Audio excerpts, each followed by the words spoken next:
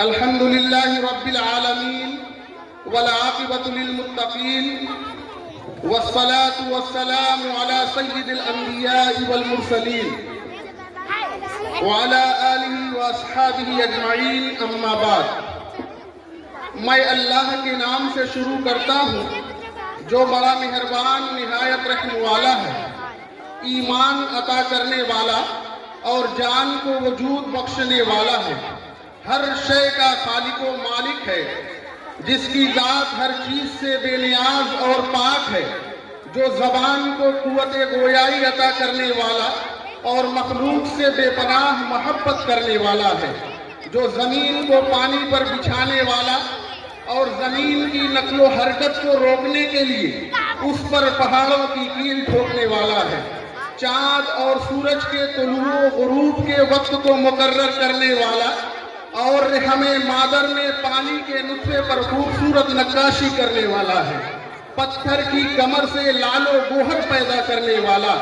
اور سبز رنگ کی ڈالیوں سے سرخ رنگ کا پھول کھلانے والا ہے، جو کسی کے سر پر نصیبے کا تاج رکھتا ہے اور کسی کو تخت شاہی سے اتار کر خاک میں ملا دیتا ہے۔ دنیا کی تمام چیزیں اسی کی قدرت اور کرشمہ سازی ہے۔ یہ سب کرشمہ ہے اس کا کہ اپنی قدرت سے، یہ سب کرشمہ ہے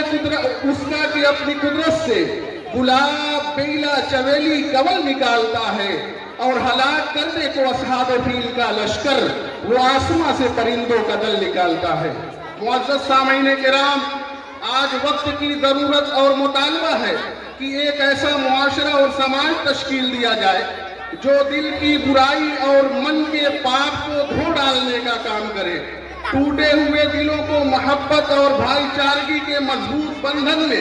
باندھنے کا کام کرے۔ اس تغیر پذیر دنیا میں ہر چیز بدل رہی ہے، حالات بدل گئے، خیالات بدل گئے، رجحانات بدل گئے، اوقات بدل گئے، نصاب تعلیم اور کتابیں بدل گئی، حکومتیں بدلتی ہیں، دنیاوی قانون اور ضابطے بدلتے ہیں، مگر ان تبدیلیوں کے دور میں جس کا ایک نقطہ بھی ادھر سے ادھر نہیں ہوا وہ اللہ رب العزت کی ذات مقدس کا کلام مقدس ہے،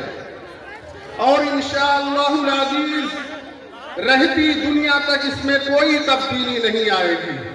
نہ حروف اور نقطے بدلے جائیں گے، نہ حرکات و سکنات اور نہ رموز و اوقاف میں کوئی تبدیلی ہوگی، کیونکہ ہے قول محمد قول خدا،